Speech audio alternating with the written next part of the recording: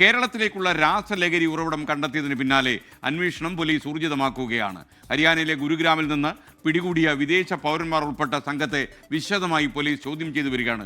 Kozhikode town പോലീസാണ് ഡൽഹി അതുപോലെ ഹരിയാന പോലീസിന്റെ സഹായത്തോടെ ഇവന്മാരെ പൊക്കിയത്. ബാങ്ക് അക്കൗണ്ട് വിവരങ്ങളും ഫോൺ വിവരങ്ങളും കേന്ദ്രീകരിച്ചാണ് ഇപ്പോൾ അന്വേഷണം തുടരുന്നത്. പല വമ്പന്മാരും വീണുപോകാൻ സാധ്യതയുണ്ട്. കാരണം ഈ ഡാർക്ക് വെബ് ഉപയോഗിച്ച് ഈ മയക്കുമരുന്ന് കേരളത്തിലേക്ക് കടത്താൻ ശ്രമിച്ച മൂവാറ്റുപുഴക്കാരൻ എഡിസൺ ഉൾപ്പെടെയുള്ള ആളുകളുടെ വിവരങ്ങളൊക്കെ തന്നെ പോലീസ് കുറച്ച് കാലമായി അന്വേഷിക്കുകയാണ്. വലിയ എഡിസന്മാർ, വലിയ മീനുകൾ ഇതിലുണ്ടെന്നാണ് നമ്മുടെ ധാരണ. കൂടുതൽ വിശദാംശങ്ങൾ നൽകാൻ കോഴിക്കോട് നിന്ന് ദീപക് തരമടം നമുക്കൊപ്പം ചേരുന്നു. Good morning Deepak. ശരിക്കും കോഴിക്കോട് ടൗൺ പോലീസിനെ എത്ര സല്യൂട്ട് ചെയ്താലും നമുക്ക് മതിയാകില്ല. കാരണം നമ്മൾ ഈ മയക്കുമരുന്നിനെതിരെ വലിയൊരു കലാപം നടത്തുന്ന സമയത്ത് ഈ മയക്കുമരുന്നിൻ്റെ നാരായ വേരറുത്ത് വീഴ്ത്താൻ നടത്തുന്ന ശ്രമത്തിൽ അതിൽ ഏറ്റവും വലിയ വാളെടുത്തവർ കോഴിക്കോട് ടൗൺ പോലീസാണ്. പറയൂ. Good morning. SK അത് തന്നെയാണ് കോഴിക്കോട് സിറ്റി പോലീസിൻ്റെ ഇതിൽ നടത്തിയ സാഹസികമായ പ്രവർത്തനം. ശാസ്ത്രീയമായ കുറ്റാന്വേഷണത്തിലൂടെ അവർ എത്തിയത് നൈജീരിയക്കാരിലേക്കാണ്. SK ഓർക്കുന്നുണ്ടാവും, നേരത്തെ ടാൻസാനിയക്കാരെ ഇതുപോലെ തന്നെ കോഴിക്കോട് സിറ്റി പോലീസ് പിടികൂടിയിരുന്നു.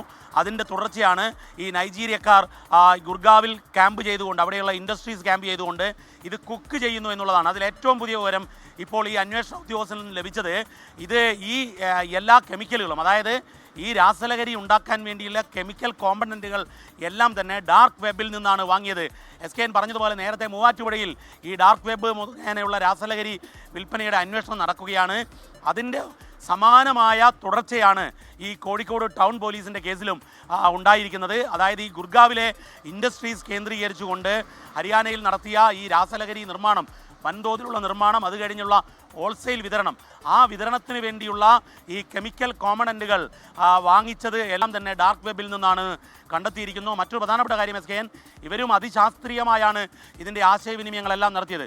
അതായത് പോലീസിന് ഏതെങ്കിലും രീതിയിൽ കണ്ടെത്താതിരിക്കാൻ, സാധാരണ വാട്സപ്പിലൊക്കെ പോലീസിന് കണ്ടെത്താനാകും, പക്ഷേ എന്നാൽ ഈ ഡാർക്ക് വെബിൻ്റെ തന്നെ സ്വഭാവമുള്ള ഈ ചാറ്റുകൾ ഉപയോഗിച്ചുകൊണ്ടാണ്, ചാറ്റിംഗ് ആപ്പുകൾ ഉപയോഗിച്ചുകൊണ്ടാണ്, അതായത് വൺ ടൈം മാത്രം ഒരു ചാറ്റ് കാണുന്ന രീതിയിലുള്ള ചാറ്റിംഗ് ആപ്പുകൾ ഉപയോഗിച്ചുകൊണ്ടാണ് ഇവരുടെ ഇടപാടുകൾ നടന്നത് എന്നതുകൂടി കോഴിക്കോട് സിറ്റി പോലീസ് കണ്ടെത്തിയിരിക്കുന്നു. ടൗൺ CIയുടെ നേതൃത്വത്തിൽ ഇവരെ വിശദമായി ചോദ്യം ചെയ്യും.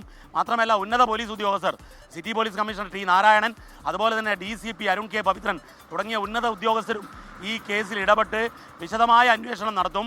മറ്റൊന്ന്, സൈബർ പോലീസിൻ്റെ സഹായം വളരെ കൃത്യമായി ഇതിൽ ഉപയോഗിക്കുന്നു. ഹൈടെക് സെല്ലിനെ ഉപയോഗിക്കുന്നു. ഇതിൻ്റെ അക്കൗണ്ട് ഡീറ്റെയിലും അതുപോലെ തന്നെ ഇവർ ഉപയോഗിച്ചിരിക്കുന്ന മറ്റു ഉപകരണങ്ങളും എല്ലാം തന്നെ കണ്ടെത്താൻ വേണ്ടിയുള്ള സൈബർ അന്വേഷണവും നടക്കുന്നുണ്ട്. ഏതായാലും ഇത് ഒരു അന്താരാഷ്ട്ര രാസലഹരി ശൃംഖലയുടെ ഒരു കണ്ണിയാണ് കോഴിക്കോട് സിറ്റി പോലീസ് ടൗൺ CIയുടെ നേതൃത്വത്തിൽ പിടികൂടിയിരിക്കുന്നത്. അതിൻ്റെ തുടർച്ചയായ അന്വേഷണങ്ങൾ തുടരുകയാണ്. SK. ലോകത്തെവിടെയായാലും ഏത് സമയത്തും 24 വാർത്തകളും ഓഗ്മെന്റഡ് റിയാലിറ്റി പാക്കേജുകളും എക്സ്പ്ലെയിനറുകളും വിശദമായി കാണാൻ ഞങ്ങളുടെ YouTube ചാനൽ നിങ്ങൾക്ക് സബ്സ്ക്രൈബ് ചെയ്യാം.